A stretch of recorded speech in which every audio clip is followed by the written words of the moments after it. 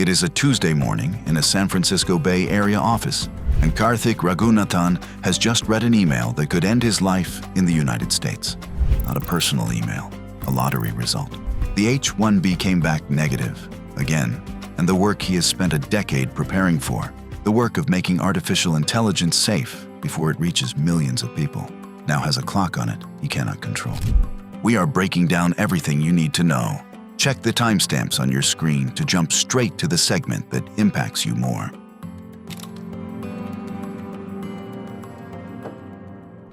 He is 34 years old, a long way from Chennai, and he is very good at exactly the thing the country keeps saying it urgently needs. Karthik is a composite, built from the kinds of cases we see, not a single real individual, but his situation is one we meet constantly. Here is what he does not know yet, and the reason this episode exists. There is a visa built for people exactly like him, and it has no lottery at all. Hold that thought, because the pathway that saved his career is one most researchers in his field have never seriously considered. You are watching STEM Meets Immigration from the law offices of Chris M. Ingram. A quick note before we go further. This is general educational information, not legal advice for your specific situation. Stay with us, and by the end, you will understand a visa and a longer strategy behind it that could change the entire trajectory of a researcher's life in America. The work that Karthik does. To understand why Karthik matters to the United States, you have to understand what he actually works on.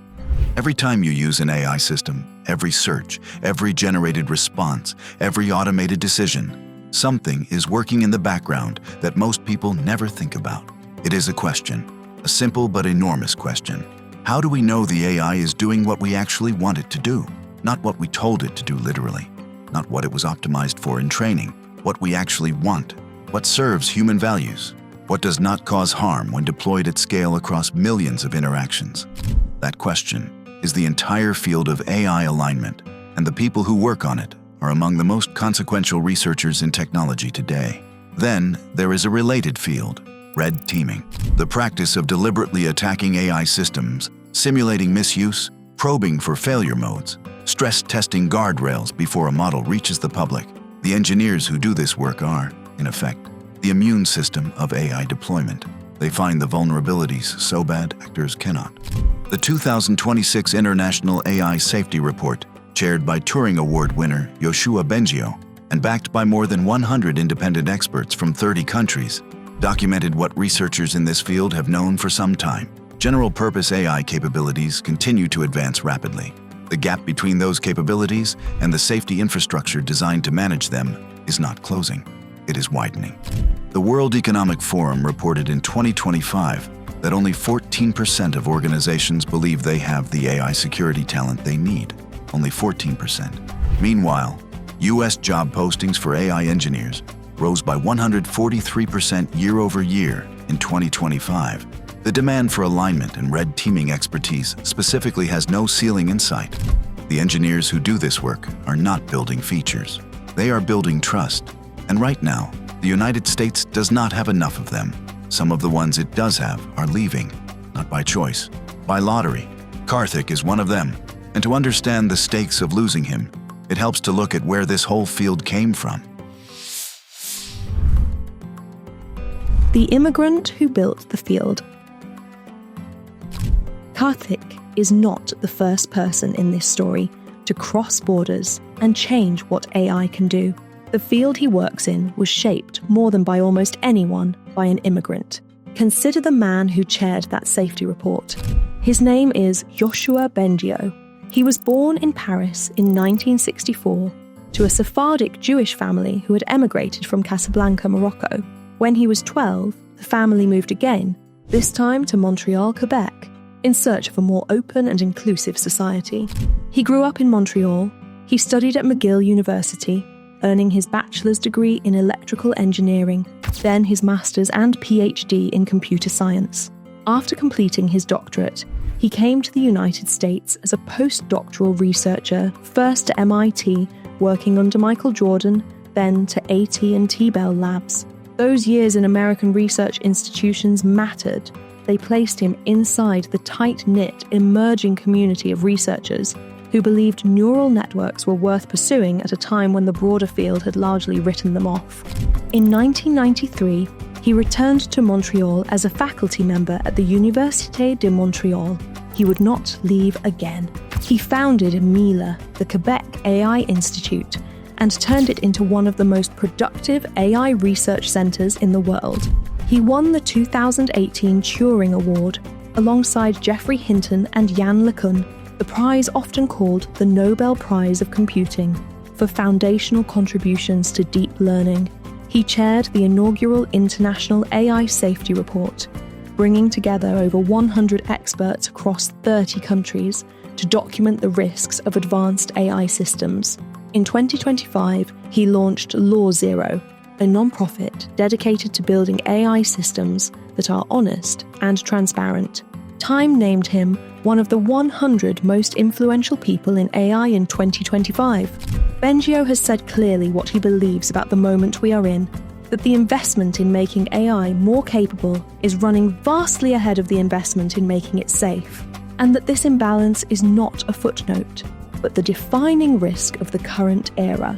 His family crossed from Morocco to France, from France to Canada.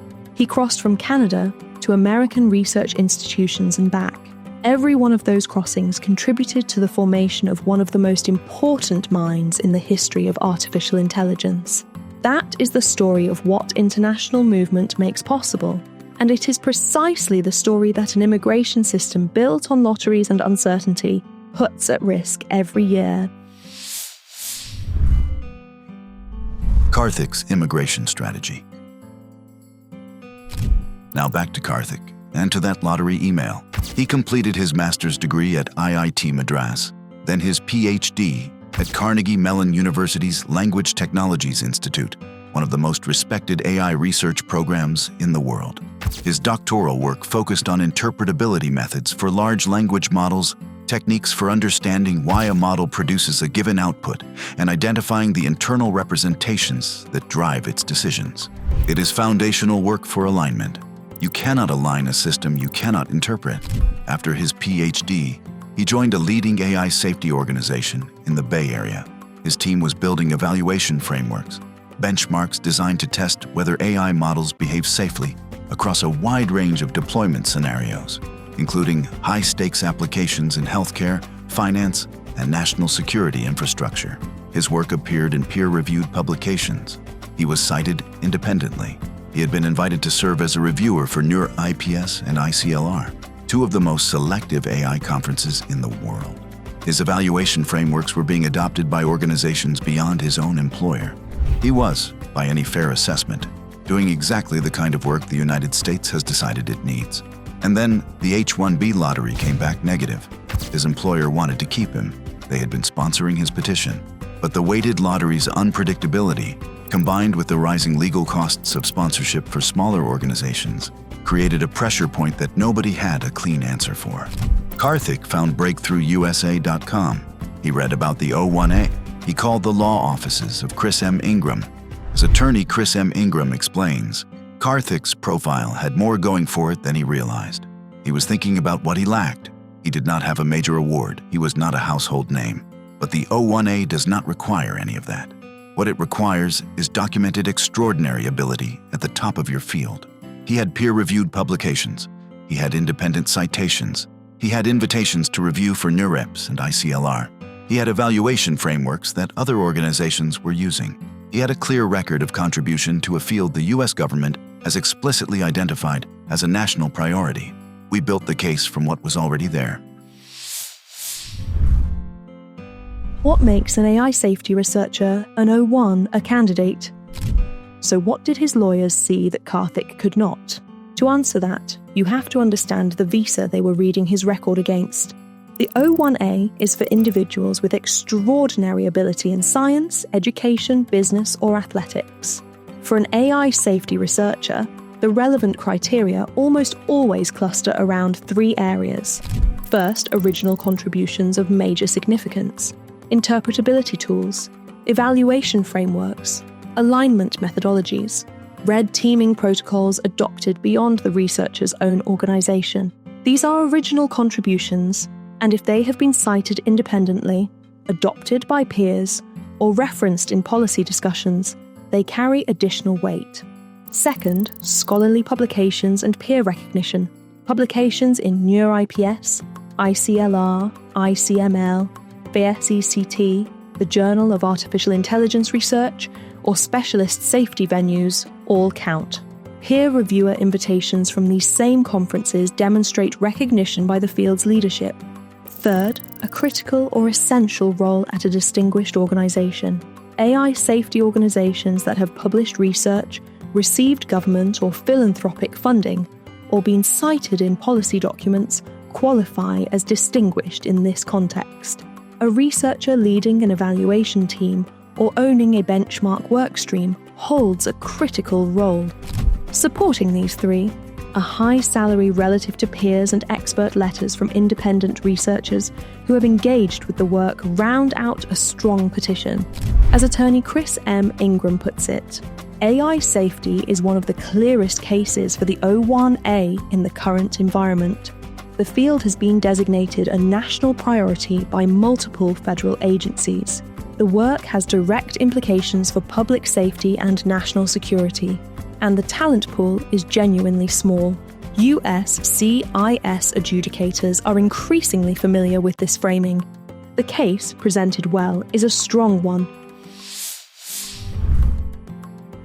The O-1A to a B, 1A bridge, the longer game.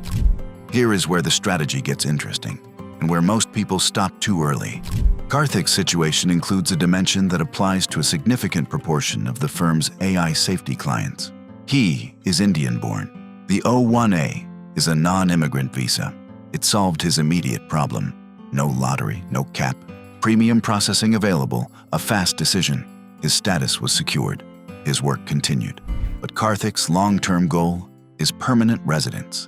And for Indian nationals, the employment-based green card landscape has a structural challenge the O-1A does not resolve on its own. The EB2 and EB3 categories carry per-country backlogs for India that currently extend decades into the future. EB1A does not. EB1A extraordinary ability, the immigrant visa equivalent of the O-1A standard, has no per-country priority date backlog. It is available to Indian nationals and Chinese nationals on the same timeline as everyone else. So the strategic move for a researcher like Karthik is to use O-1A status to buy the time and stability to build an EB1A record that stands on its own. Every publication during O-1A status is another citation building toward EB1A. Every peer reviewer invitation is another criterion strengthening the extraordinary ability argument. Every conference presentation is documented evidence of standing in the field. The O-1A is the runway. EB1A is the destination. As attorney Chris M. Ingram puts it, for Indian AI safety researchers specifically, this is one of the most important things we can explain. The EB2Q is not a solution on any realistic timeline. EB1A is. And the O-1A, properly planned, is the bridge that gets you there with your career intact and your family stable. What happened with Karthik? So the pathway was clear. The question was whether the record supported it, and here is what the finished petition looked like. It was built around 6 criteria: original contributions, 2 published interpretability methods, and 1 evaluation framework independently adopted by a second AI safety organization and referenced in a published policy brief by a federal advisory body. Scholarly publications with independent citations, 3 peer-reviewed papers, 2 cited by researchers with no affiliation to Karthik's employer. Peer reviewer credentials, documented invitations and completed reviews for 2 top conferences confirmed by editorial records. Critical role, a declaration from his organization's leadership confirming he led the evaluation benchmark workstream, a function identified in the organization's government research agreement as essential, high salary, a comparative analysis placing his compensation in the top tier of AI safety researchers at his career stage nationally, expert letters, 2 independent letters, 1 from a professor at a leading human-centered AI center, one from a senior researcher at a major AI laboratory who had cited Karthik's interpretability work in their own published paper. The petition was filed with premium processing. USCIS approved it inside the premium processing window. Karthik did not leave the United States. His work did not stop. His wife, who had been on an H-4 dependent visa, applied for work authorization. He is now building his EB-1A petition record with the same deliberateness he brings to his safety evaluation work, methodically, criterion by criterion. I had an exceptional experience working with Rodolfo and the team at the law offices of Chris M. Ingram.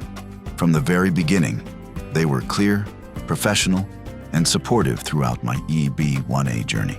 Rodolfo was always quick to respond to questions, provided detailed guidance at every stage, and ensured my case was thoroughly prepared. Thanks to their expertise and dedication, my EB-1AI 140 petition was approved smoothly. I truly appreciated their attention to detail and commitment to helping me succeed. I highly recommend Rodolfo and the entire team to anyone navigating the complex U.S. immigration process. They're the best in the field. The action plan, if you are an AI safety researcher in the U.S. Step 1.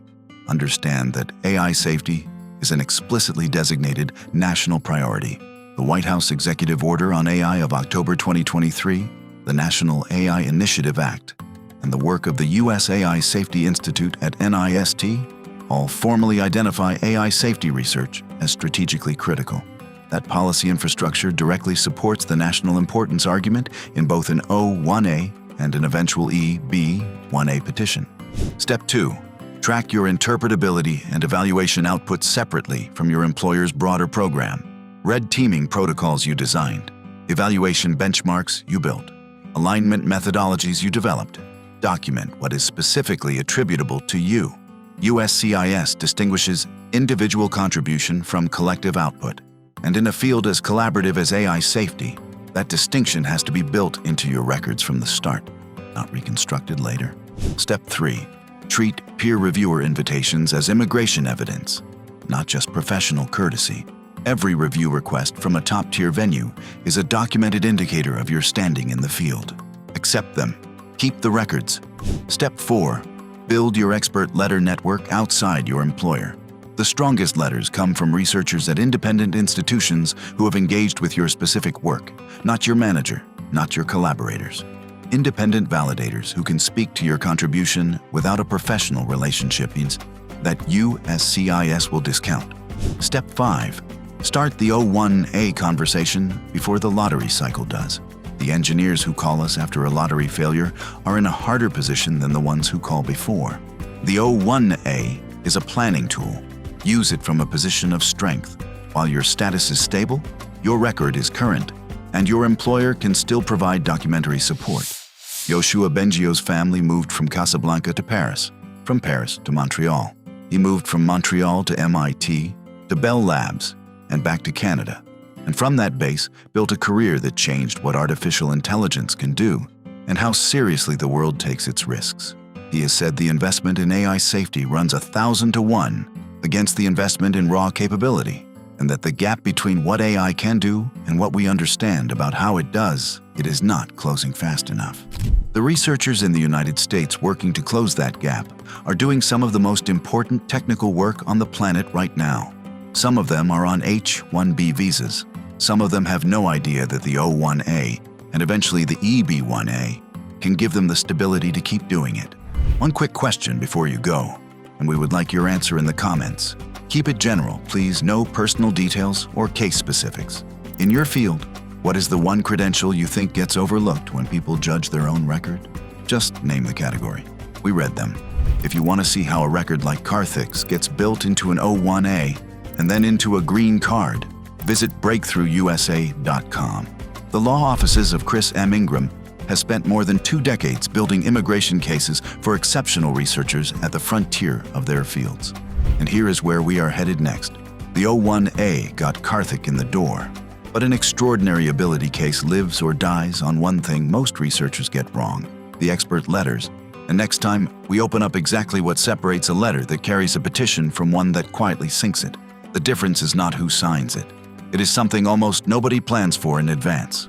As attorney Chris M. Ingram says, the lottery should not determine who gets to make AI safe. Your record should. Let us help you make that case. This has been general educational information, not legal advice.